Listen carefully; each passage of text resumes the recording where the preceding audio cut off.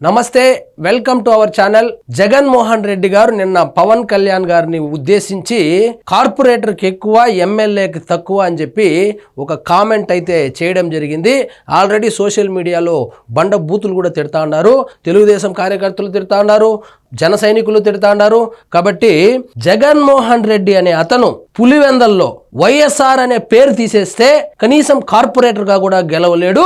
ఈయన పవన్ కళ్యాణ్ గురించి కార్పొరేటర్ కి ఎక్కువ ఎమ్మెల్యేకి తక్కువ అని అంటాడు. వైఎస్ఆర్ అనేటువంటి బ్రాండ్ లేకపోతే అసలు జగన్మోహన్ రెడ్డి ఎవరు? ముందరున్నటువంటి వైఎస్, వెనకాలన్నటువంటి రెడ్డి, ఈ రెండు తీసేస్తే కూర్చొనుండే ముసలిది కూడా నిన్ను చూసి లేవదు.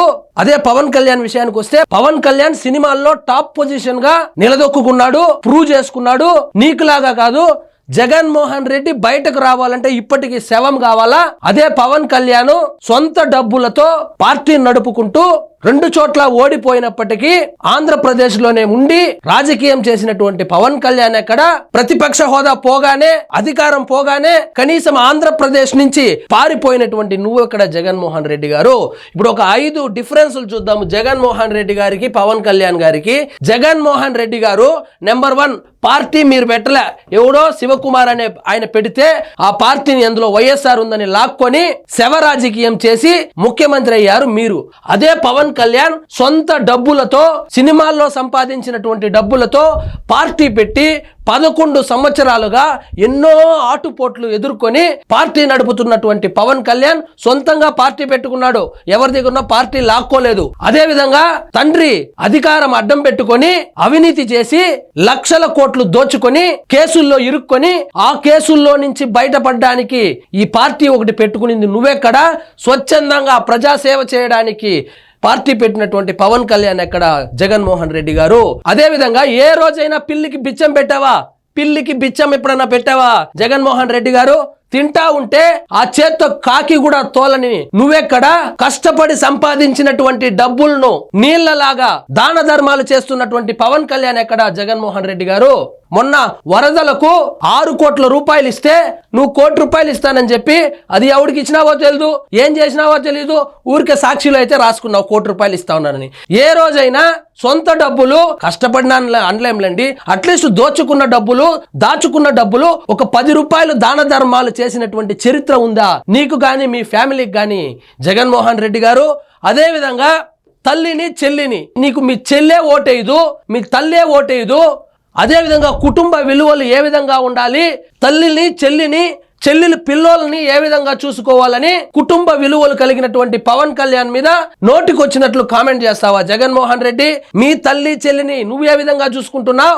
వాళ్ళ తల్లి, వాళ్ళ చెల్లిని పవన్ కళ్యాణ్ ఏ విధంగా చూసుకుంటున్నాడో ఒక్కసారి ఆలోచించు. 175 స్థానాల్లో పోటీ చేస్తే ఆల్రెడీ 151 మంది సిట్టింగ్ ఎమ్మెల్యేలతో, దాదాపు 30 మంది ఎంపీలతో సామదాన దండోపాయాలు వాడి నియోజకవర్గానికి 50 కోట్ల రూపాయలు ఖర్చు పెట్టి ఎస్పీలను, పోలీస్ డిపార్ట్మెంట్ మొత్తాన్ని చేతిలో పెట్టుకొని కుల రాజకీయాలు చేసి 175 స్థానాల్లో ఎన్నికలకు వెళ్తే నీకు వచ్చిన 11 సీట్లు నువ్వెక్కడా? పోటీ చేసినటువంటి 21 సీట్లలో 21 సీట్లు కొట్టినటువంటి పవన్ కళ్యాణ్ ఎక్కడ? 2 ఎంపీలు కూడా కొట్టాడు. ఇప్పుడు నువ్వు ఆఫ్టర్ ఆల్ పులివెందుల ఎమ్మెల్యే. అదే Pawan Kalyan deputy chief minister, ఒక మంత్రి, ఒక ఎమ్మెల్యే ఎక్కడ? ఒక ఉప ముఖ్యమంత్రి ఎక్కడ? ఒక మంత్రి ఎక్కడ? నీ నియోజకవర్గంలో కూడా ఏమైనా పనులు చేసుకోవాలంటే నువ్వు కన్సల్ట్ అవ్వాల్సింది ఆ పంచాయతీ రాజ్ మంత్రినే జగన్మోహన్ రెడ్డి గారు. కాబట్టి నోటికి ఏదొస్తే అది ఎవడో స్క్రిప్ట్ రాసి వచ్చినాడని చెప్పి మాట్లాడితే నిజంగా ట్రోలర్స్ కు, మీమర్స్ కు మంచి ఫుడ్ పెట్టిన వాళ్ళు అవుతారు. నిన్నటి నుంచి ట్రోల్ చేస్తున్నారు. పులివెందుల దాటి పోటీ చేయలేని నువ్వెక్కడా? మీ తండ్రి కాలం నుంచి 40 సంవత్సరాలుగా కబంధ హస్తాల్లో ఉన్నటువంటి కంచుకోటలో పోటీ చేయడం కాదు, దాదాపు 50% సేమ్ సామాజిక వర్గం ఉన్న చోట పోటీ చేయడం కాదు, పులివెందుల బయట వచ్చి పోటీ చేసి గెలిచి అప్పుడు మాట్లాడితే మగతనం అనిపించుకుంటుంది. మనం పోటీ చేసేదేమో పులివెందుల్లో, మిగతా వాళ్ళని కార్పొరేటర్, ఎమ్మెల్యే అని కామెంట్ చేస్తాము. పులివెందుల దాటితే గెలిచలేవు, ఆంధ్ర దాటితే నువ్వు ఎవరో కూడా తెలియదు. అదే పవన్ కళ్యాణ్ 2 చోట్ల ఓడిపోయినప్పటికీ పిఠాపురం అనే ఒక నియోజకవర్గాన్ని ఎంచుకొని 2 సంవత్సరాలు కష్టపడి గ్రౌండ్ వర్క్ చేసుకొని కూటమిలోకి వెళ్ళి తెలుగుదేశం మరియు జనసేన కార్యకర్తల సహాయంతో 70,000 మెజారిటీతో గెలిచాడు జగన్మోహన్ రెడ్డి గారు. నీకులాగా పులివెందుల్లా కాదు. నువ్వు ఆంధ్రప్రదేశ్ బయట దాటితే నువ్వెవరో కూడా తెలియదు. నువ్వు రాజశేఖర్ రెడ్డి కొడుకంటే కూడా గుర్తుపట్టరు.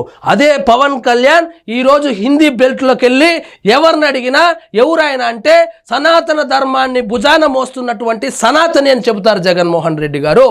కాబట్టి ఎవడో ఏదో స్క్రిప్ట్ రాసుకొచ్చినాడని చెప్పి నిన్న నువ్వు చెప్పిన పాయింట్లంతా పక్కకు పోయి మొత్తం ట్రోల్ మెటీరియల్ అయిపోయావు. కాబట్టి నేనేం చెప్తానంటే నోరు అదుపులో పెట్టుకో.